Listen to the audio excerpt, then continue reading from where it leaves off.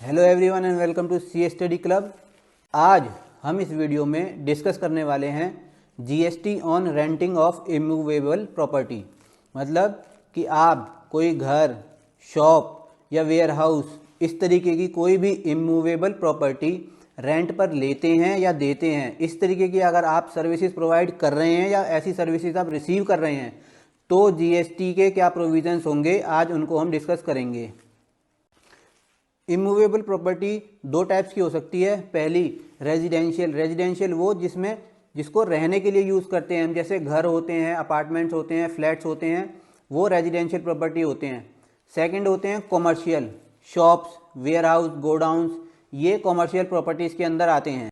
सबसे पहले residential properties को जो रेंट पे देते हैं उस पे लगने वाले जीएसटी के बारे में बात करेंगे। तो 1 जुलाई 2017 से 17 जुलाई 2022 तक क्या स्थिति थी, पहले वो डिस्कस कर लेते हैं।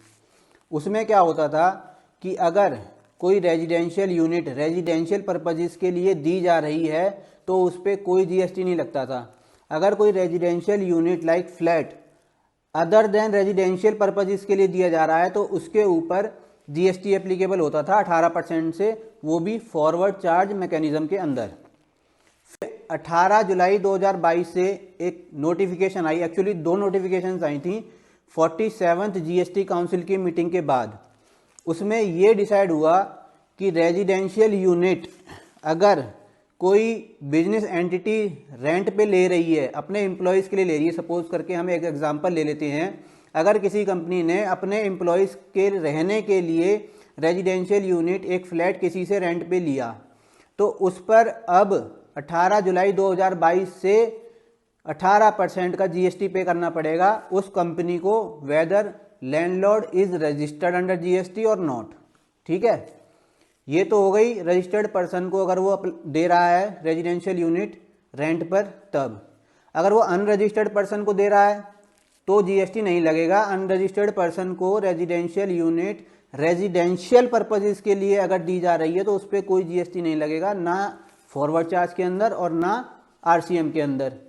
थर्ड, पहले वाला केस कि अदर देन रेजिडेंशियल पर्पजेस के लिए दी है रेजिडेंशियल प्रॉपर्टी तो उसके ऊपर पहले की तरह फॉरवर्ड चार्ज मैकेनिज्म में जो लैंडलॉर्ड है उसको रजिस्ट्रेशन करा के और जीएसटी पे करना पड़ेगा। तो ये तो थी रेजिडेंशियल प्रॉपर्टीज़ की बात। अब आइए बात कर लेते हैं कॉमर्शियल प्रॉपर्टीज़ की। कॉमर्शियल प्रॉपर्टी में क्या होगा कि अगर लैंडलॉर्ड अनरजिस्टर्ड है और टेनेंट जिनने लिया है वो रजिस्टर्ड है तो कोई जीएसटी की लायबिलिटी नहीं बनेगी। कॉमर्शियल प्रॉपर्टीज़ के केसेस में आरसीएम एप्लीकेबल नहीं है अभी तक।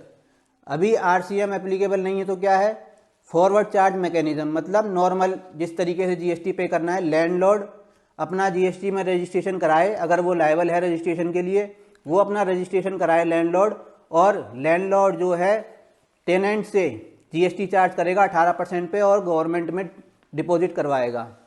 तो ये तो थी आज की बात हमारी कि रेंटिंग ऑफ इमूवेबल प्रॉपर्टी पे जीएसटी की क्या क्या कंप्लायंसेस करनी पड़ेंगी। ऐसे ही और अपडेट्स के लिए हमारे चैनल को तुरंत फॉलो कीजिए। Thank you.